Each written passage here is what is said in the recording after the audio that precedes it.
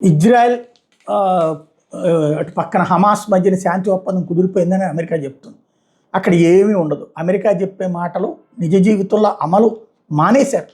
విదేశాంగ విధానంలో, దౌత్య విధానంలో, రక్షణ విధానంలో పూర్తిగా ఫెయిల్ అయింది. ఓన్లీ పరిపక్వతతో దేశం తీసుకున్న నిర్ణయం, భారతదేశం పాకిస్తాన్ విషయంలో తీసుకుంటే నిర్ణయం తన క్రెడిట్లో వేసుకుంటూ నేనే ఆపాను అని రోజు సంకలు గుద్దుకుంటాడు. అదే ఇజ్రాయెల్ నిన్న కూడా వెళ్ళి కాల్పులు జరిపింది రఫా మీదన.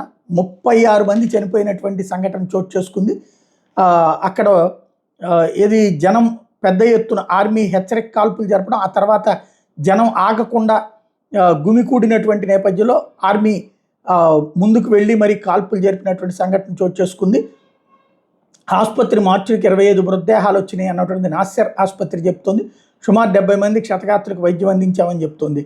50 మందికి పైగా మృతి చెందినట్టు అల్ జజీరా చెప్తోంది. గాజా నగరం మీద జరిపిన వేర్వేరు వైమానిక దాడిలో మరో 11 మంది చనిపోయారు. సెంట్రల్ గాజాలో జరిగిన మరో దాడిలో 2 చిన్నారులతో సహా 9 మంది చనిపోయినట్టు నుపైరత్ ఆసుపత్రి చెప్తోంది. 24 గంటల వ్యవధిలో గాజాలోని 90 లక్షల మీద దాడి చేసినట్టు ఆర్మీ కూడా ప్రకటించింది. ఎవరు చచ్చిపోయారన్నది రేపు చెప్తుంది.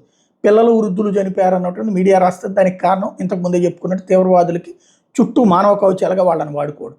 బట్ అమెరికా చెప్పేదంతా ఫేక్ అనేది స్పష్టమవుతుంది.